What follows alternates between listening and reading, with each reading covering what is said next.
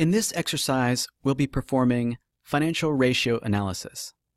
Now, the rationale for ratio analysis is to compare businesses within the same industry to determine whether we're evaluating a great business, good business, or an average business.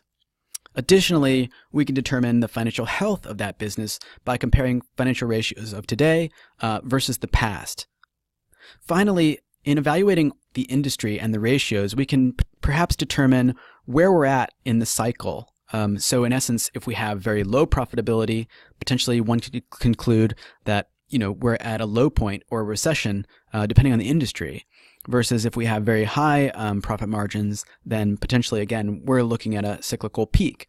So in essence, a lot of information we can glean from just using the financial ratios. And so with that, let's get started by accessing these financial ratios via Morningstar. So you can see here that instead of basically calculating all of the financial ratios from scratch by sec.gov, and again, doing this over 10 years time and across, maybe 2, 3, 5, 10 businesses, right? The quicker way or the more efficient way at this point to perform analysis is to access it via a database such as Morningstar. And so Morningstar is paid for with your tuition, and the link is included on Carmen, so you'll be able to find this link in the Carmen course page and access that. And I'll trust that, again, with unlimited concurrent users, that you'll never run into problems as to accessing the site. So all you need to do is navigate again to this library link, click on Morningstar, and from here, key in the company you're interested in evaluating. So in our case, I'm going to be using Ross Stores as an illustrative example. So we'll just type in the ticker ROST, Ross, and then again, click on that link. And we're interested in taking a look at the key ratios. So from here, you can see the top half of the screen provides you a snapshot of key financial statement items such as revenue, and a lot of the items are from our net income statement or income statement. And then as far as the balance sheet, we're just given book value, and then from there we're given some statement of cash flow items such as operating cash flow and free cash flow, etc. Now, where I want to spend a majority of the time is in key ratios. So if we're performing ratio analysis, right, we'll be taking a look at profitability. This is growth, so we might just glean over that. Cash flow, financial health, and efficiency ratios. All the ratios that were covered in the calculate and interpret videos here will just be basically performing one step deeper level of analysis and again, figuring out or interpreting what these financial ratios mean in relation to other companies as well as company versus its past. So in order to get this information, I changed this, it's again personal preference, but I changed it to ascending order so that we're from oldest to newest, reads right to left, and then just simply click the export button. You'll see that the CSV file downloads in the bottom left-hand corner of your screen, and this is how the information comes through. So in essence, it's basically the same information that you see on the web page, but just comes down again in a fashion in which you can manipulate the information. So I've already gone to the trouble of compiling Ross Stores' key financial ratios, and then also the ratios of TJ Maxx and Burlington Stores. So I've basically collected all of the publicly traded off-price retailers that primarily sell soft goods, so that would be home and apparel. They also sell some hardline goods as well, so think more things like a blender or something like that that's more durable. So in essence, these are the primary competitors of Ross Stores, and we'll be performing the analysis again just using TJX and Burlington as close comparisons. While I said we would stick to financial ratios, I do want to start out by at least covering a bit on the financials piece here, and what I want to call your attention to is revenue. And the reason why revenue is important is that it can give us a window into potentially the business that we're looking at. Typically, you'll have a price to sales or a market cap to sales ratio of somewhere around 1. And in essence, again, this can tell us potentially the business that we're looking at, if it's a small cap company, meaning like a company that has sales of $0 to $2 billion, or a mid cap company, a company that might have, say, $2 billion to $10 billion in market cap, or a large cap company, businesses in which market cap is in excess of $10 billion. In this case, we can see that Ross Stores is in that mid to even large cap really range. If we were to say that price to sales is equal to 1, TJ Maxx certainly well above that $10 billion threshold, and Burlington, smallest of the three, is either a smaller mid-cap company. Again, we're just making estimates or trying to get an initial sense of each of these businesses and some of the characteristics. And again, this is just a first pass or a first piece of information that I would look at. The absolute sales dollars is something that provides at least a small window into the type of business we're dealing with. Okay, moving along to the key ratios of profitability, I want to start off by taking a look at gross margin. So we'll just toggle that option, and you can see here in comparing the three businesses, what comes off immediately is that both Ross and TJX have very similar gross margins at around, call it 28, 29%. But if you go back in time, you can see that times weren't always so good, in that back in 2009, which because retail businesses have year ends that end on the first month of 2009 would account for basically calendar year 2008. You can see that 2008 and 2009 were not good years for either of the businesses.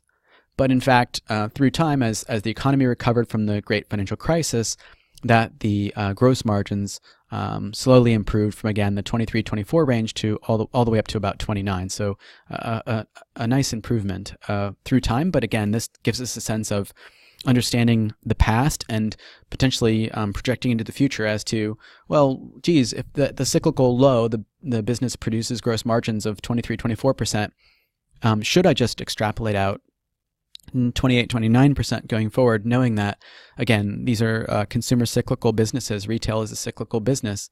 And it is true that as consumers traded down to these off-price retailers, that they acquired more customers, and hence you can see that with the sales growth. But the story or the question remains the same, is that the narrative here is that have consumer behaviors shifted permanently such that gross margins will never decline again? Or is it possible that when we hit a downturn next, that gross margins could decline to, again, the 23 to 24% range? I would argue that it's likely that happens. Maybe it doesn't get that low, but in essence, again, you can get a sense when we get to the asset valuation section, a module of the course. We'll discuss forecasting or pro forma a little more, but again, it's just something good to keep in the back of your mind as to how does one in finance basically forecast the future. Well, the past helps inform that forecast in some ways. The other thing I would note here is that Burlington Stores has a much greater gross margin than that of TJX and Ross Stores, and all I would say is that this would either cause me to say, wow, Burlington might be the better business to evaluate, or secondarily, I would say, maybe COGS is defined differently at Ross and TJ versus Burlington. And so the next ratio that I would inspect would be the operating margin, just to I guess confirm or disconfirm my hypothesis. And in fact, when we toggle that option for operating margin, you can see that Burlington goes from the best gross margin to the worst of the three, operating margin. And why is that? Well, I mean, in essence, management has the ability, or rather, they have the discretion to include or exclude any cost in the COGS line item. Not any cost, but many. And so in essence, because they have the discretion, the gross margin line is not a great line maybe to compare a business across industry, because again, the discretion that management has around the taxonomy or the categorization of expenses that go into COGS and SG&A or operating expenses. So in essence here, the takeaway is that when you're comparing profitability, it's best to use the EBIT line because in that case, it's unlikely that management could in any way manipulate these ratios. And on that mark, we can see that Ross Stores is in fact the superior business of the three businesses, in that they produce the highest operating margin ratio. So again, in essence, this analysis, or the conclusion that I would come to, is that Ross Stores is kind of in the middle of the market cap of off-price, and its operating margin is best in class. And then from there, I'd say, okay, well, what about return on capital. And so again, from there we can kind of start to take a look at and inspect, the return on assets, return on equity, and return on invested capital. Now, we won't go through every single one of these, but in essence, what you can see here is this, these ratios rather are basically the ratios that investors use to determine the quality of a business. So in essence, there are two elements to determine the quality of a business. It would be both the level of the return on invested capital or return on equity or even return on assets. Essentially, all three ratios are doing some variant of providing you insight into, for each dollar or each dollar invested in assets, equity, or capital, what's the return on that investment, so to speak. And you can see here that the return profile of all three businesses is very attractive. Now, we don't have a lot of information on Burlington, but focusing in on Ross and TJ, you can see here that, return on invested capital is very high, pretty much 40%. And again, you would say, well, why is that very high? Think of it as if you could borrow money for 10% and return on that dollar of borrowed money 35 or 40 cents. That's an incredible money machine. The limiting factor to that money machine, obviously, is that there just aren't that many projects that return this high of a return on capital. So in essence, while it is an incredible business, or it's a quality business for producing these kinds of returns, the limiting factor, of course, is finding the right real estate or finding the right store sites to generate these kinds of returns on capital. So it's always a balancing act for any management team between, again, investing in projects, but also investing in projects that meet the return hurdles or profile of what management or investors rather demand. And in this case, we can confidently say that this industry exhibits very good, excellent qualities as far as return on invested capital goes, especially if you were to zoom out and perform a general retail industry analysis on a financial ratio basis. This would score right up near the top of returns on invested capital, and certainly returns on equity that exceed 50% are just absolutely phenomenal. So that's pretty much what I wanted to touch on with profitability. But again, if you ask me, Todd, which financial ratio is most important, I would say if I had to pick just one, it would be both the level and the persistence or the trend in return on invested capital that I would choose, and that it provides me a window into how much or how high rather I could expect my capital to compound or return each year. And again, if management can take $1 of my money and turn around and make 40 cents on it, and then again turn around and make another 37 or 40 cents on it, on and on and on, that's exactly how compound interest and success happens. So from there, I want to move on to the liquidity and financial health. You can see here that we have current ratio, quick ratio, financial leverage, as well as the debt to equity ratios here.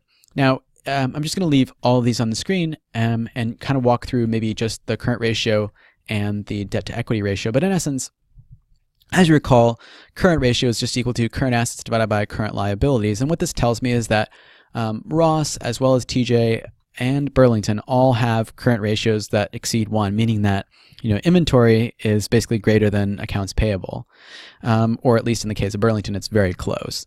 And why is that? The rationale and the story behind this is that, in essence, because these retailers are picking up such great deals from the clothing manufacturers such as PVH and or let's say North Face, which would be VF Corp, or potentially Michael Kors, etc. They're getting great deals, but in order to get those great deals, they need to pay their vendors with cash and on time. Sometimes that merchandise is out of season, and so therefore, what you get is basically a large amount of what they call pack-away inventory that's out of season. So in essence, what these statistics tell me is that over time, the opportunity to buy goods at a discounted price has gone up over time, and that the pack-away inventory potentially has gone up. Again, that's just a hypothesis, but from looking at this current ratio, you can glean that from just taking a look at, well, how quickly are we more or less paying our suppliers? Essentially just looking at inventory and payables, because those are the primary drivers of both current assets and current liabilities of a retail model. That's the gist around like current ratio, and we can see again that this is a a healthy or a liquid position for Ross stores throughout time, really. Moving along to the debt to equity ratio, you can see here that, if we had a debt to equity ratio of 1, that essentially means we have 1 part debt and 1 part equity. That's how the business is financed, correct? Well, you can see here that very little of Ross's business is financed with debt. Through time, it's pretty consistent that we have somewhere in between, say, 0.1 to 0.2 times debt to equity. If we look down at TJX, you can see here the business is a bit more levered from the standpoint, again, that we have more like 0.27 times all the way up to 0.5 times leverage, which again is still very low leverage, but greater than that of Ross stores, meaning that when times are good, the good results will be magnified by that debt or that leverage, and when times are bad, potentially you could have much worse results. So in essence, I would say that Ross, of the 3 retailers here, exhibits the best in terms of liquidity, financial health, as well as financial leverage, because again the debt to equity ratio is the lowest of the 3. Okay. Finally, in looking at efficiency ratios, the most important one of these 3 would probably have to be the inventory turnover statistic. And so you can see here that through time, Ross Stores has improved its inventory turnover to the point where now we're turning inventory, 6.37 times or 6.34 over the trailing 12 months. In essence, that's a very healthy turnover rate for a business that sells clothing, meaning that essentially pretty much every other month there's a completely refreshed store. So that's a very good inventory turnover statistic. If we look at TJX, you can see likewise that inventories turnover pretty rapidly, and again has grown since the recession through today, and again exhibits a quality business, or a business rather, that is consistently producing fresh merchandise, which again, fresh merchandise drives more traffic because consumers are more incentivized to come to the store to see what's on offer this month. Finally, Burlington, a little bit more, small cap company and certainly growing. But in essence, you can see here that the nature of the inventory, because it used to be Burlington Coat Factory, right? Because the inventory might be a little bit different, the inventory turnover statistic is, the lowest of the 3. But I would say here, in terms of quality of the business here, TJX, despite its size, actually has the freshest merchandise, whereas Ross is very close to that with 6.34 times or 6.37 times. And again, Burlington, again, potentially the business where maybe some inventory risk exists if we were to hit, again, an air pocket or some kind of recession, right? The merchandise isn't as fresh and there might be not as much a reason for a consumer to visit the store, again, if there's not enough discretionary income to do so. Okay, so hopefully that was helpful in walking through and again, kind of putting a narrative to the numbers, so to speak. We'll be doing a ratio game of sorts, and this will be very helpful, this exercise, in terms of preparing you for it, as well as, again, doing the analysis and really, building out, a qualitative insight into a business just based on the quantitative statistics of financial ratios that you see. Thanks so much for watching, and I'll see you soon.